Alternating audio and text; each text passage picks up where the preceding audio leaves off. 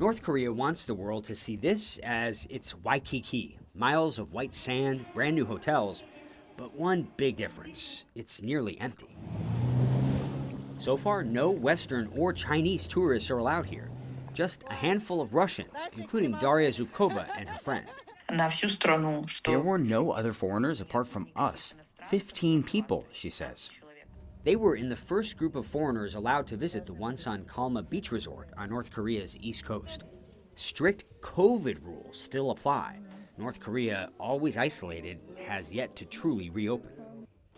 Daria says they basically have the whole place to themselves.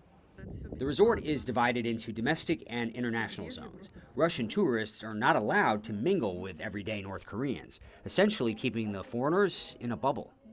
The only North Koreans they met were staff, always close by, always watching. And in the capital, Pyongyang, a growing consumer culture with a North Korean twist.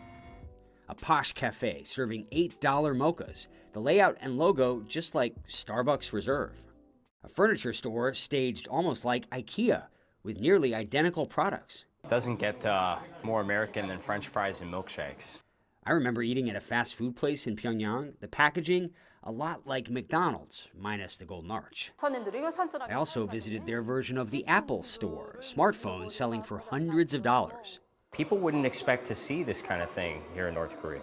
1, 2, 3. Of course, most North Koreans don't live like the privileged class in the capital and along the coast. Hey, that's pretty good. Swedish visitor Johan Nylander and his son ran in this year's Pyongyang Marathon, the only time Western tourists were allowed in the capital since COVID. Were you surprised to see all of that, given how isolated North Korea has been?